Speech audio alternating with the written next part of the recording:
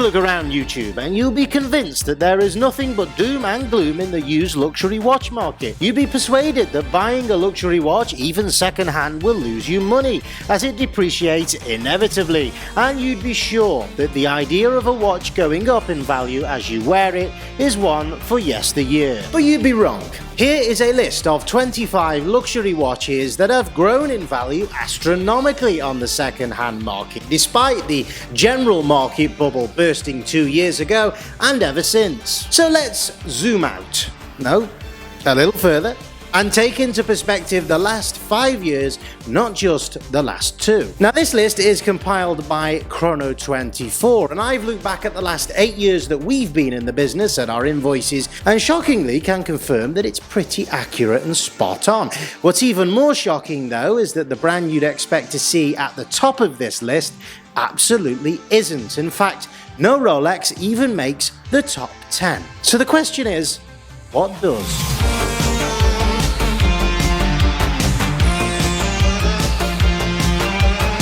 I'm Vinny, welcome back. So let's talk about some honourable mentions outside that top 10 then, and if you wait till the end of the video I will reveal some of the Rolexes that are also on this list. For me, one of the most interesting pieces at number 17 of the greatest, most value appreciating watches on the secondary market is a brand that we don't often talk about on the channel, TAG Heuer. This specific watch is a TAG Heuer Monaco and it comes in at 17 on the list. The TAG Heuer Monaco Golf, reference CAW211. What a gorgeous watch. This is an absolutely iconic tag. When you think of TAG, you either think of the Formula One, which was my very first luxury Swiss watch, or the Monaco. If you'd have bought this 5 years ago, you would be very rewarded for that, because this timepiece has appreciated on the secondary market by 41%. The next honourable mention is a Patek Philippe. Now, as I've said, you look around YouTube and you'll see nothing but doom and gloom for Patek Philippe, Audemars Piguet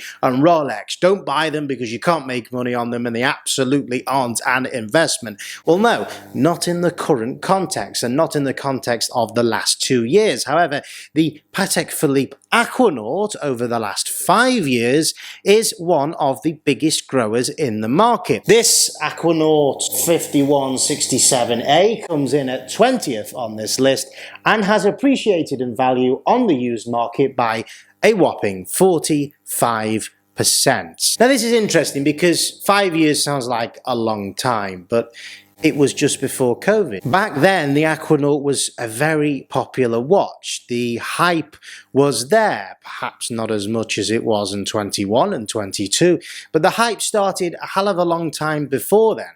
So to consider that you could have bought into what was the hype back in 2020 of this particular watch and still watch that timepiece appreciate by 45% on your wrist is quite remarkable. And the final honourable mention is a watch brand that not many YouTubers like to chat about because of the stigma attached with the brand, and that is Hublot. Now, for me, an Hublot is a glorified TAG Heuer. They are the same brand and they carry on many of their watches the same movements that are slightly modified, and they charge 10 times more Hublot than TAG Heuer. So there's no real intrinsic value in them for me. So I was astonished to see that a Hublot Classic Fusion is one of the watches that has made the top 25. In at number 14 is the reference 542.NX.1171.RX. The iconic Hublot. When we think of an Hublot, what is it? It is this watch. And this is a piece which has appreciated on the grey market by 52.2% over the last 5 years. I bet you haven't heard that off any other channel as yet. Certainly no other channel would be talking about Hublot as a good investment timepiece of the past 5 years. But there it is, guys. The figures don't lie. Go away, have a look at that yourself. It is time for the top 10 most value appreciating timepieces on the grey market of the last 5 years. And in at number 10 is a Vacheron Constantin. And this is a brand over the last 2 years which has taken an absolute hammering on the grey market. But a Vacheron still makes the top 10 as one of the best investment pieces you would have possibly bought 5 years ago. The Vacheron Constantin Overseas 4500V with the blue dial has appreciated by an enormous 58%. And in at number 9, one of my favourite brands and one of the best-selling brands for our own business this year, it is Cartier, and this specific one is a Tank Louis, the reference W1529856, the absolute classic in gold. It's beautiful, it's timeless, and I'm not surprised that this is a watch which makes the top 10, because universally everybody recognizes a Cartier, and demand for them, despite the correction of the last couple of years, has held quite firm. Cartier have remained more resistant to the turbulence of the market that we've seen for Rolex, for Omega, for Tudor, for Patek Philippe, for Audemars Piguet.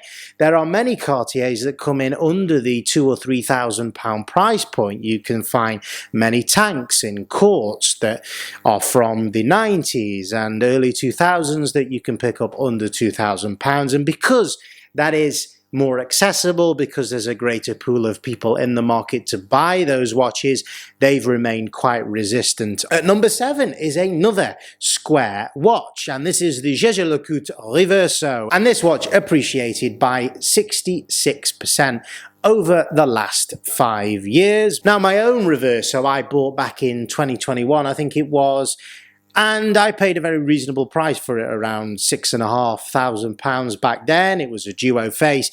One of the big factors at play with JLC is the astronomical increases in prices that we've seen on these watches at retail. At retail, these were £8,000 or £9,000 4 or 5 years ago. JLC really have been leading the way with taking the piss on massive retail price increases, and I do believe that that has held the grey market for JLC along with it. In at number 6 is the tremendous and much loved Audemars Piguet Royal Oak 15400 ST, a watch which has got a lot of bad attention over the last 2 years with the correction of the market.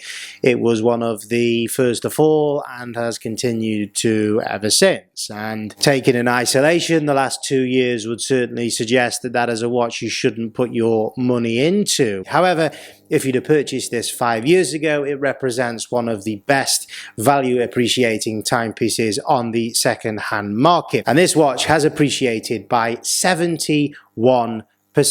Now we've got an AP Royal Oak at number 6 spot, and the number 5 spot is also shared by another. And this particular reference is an older Royal Oak, the 14790. Now this particular timepiece has appreciated by 87% over the last 5 years. It's an older piece, a classic, and usually with more vintage or neo-vintage pieces, they do remain resistant to market shocks, turbulence, external economic events that may influence the prices, because purely for the reason that there are far fewer of them. There are far fewer of these particular Royal Oaks than there are Panda Daytonas, for example. So scarcity does matter when investing in watches or putting your money into timepieces. If you want to be sure that there's going to be value retention there, then buy something that's rare. Buy something where there aren't many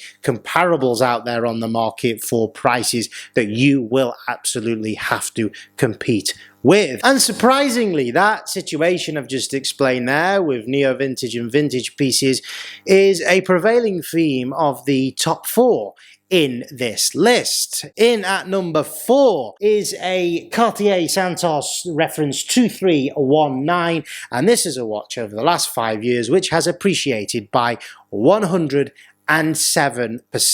Yes, it has more than doubled. This is the Cartier Santos Gal B, and it's a watch from circa 2000, so it really is creeping into the vintage category of over 25 years old there. And look, it's a gorgeous piece. It's classic, an absolutely timeless design, but it is another square watch.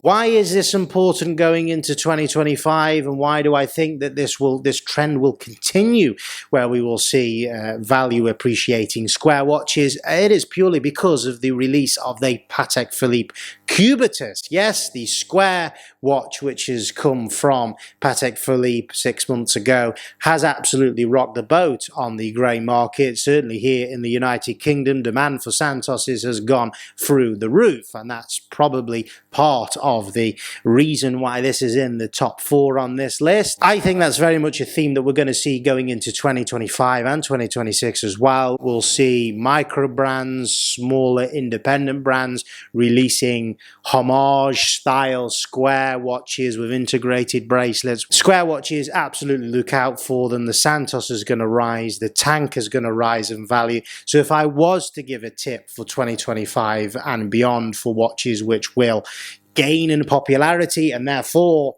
by definition should gain in value as well, stick to square. Whether you like the Cubitus or not, personally I don't, but it is the new kid on the block, and for that reason everybody wants it, or if they can't afford it, everybody wants one that looks like it. At number 3 is another Vacheron Constantin, and it is the Overseas, reference 42042-423A. This particular watch has appreciated by 108%, just pipping the Santos Gal B to the 3rd spot. It's a classically proportioned and beautifully styled 37mm case that hails from around 1995, so again another vintage piece. And as I've said before on this channel, guys, since the market correction of the last couple of years, your money is better off in stuff which is vintage. At number 2 is another Cartier Santos. This particular one is the Carré. The beautiful 2961 reference has experienced an appreciation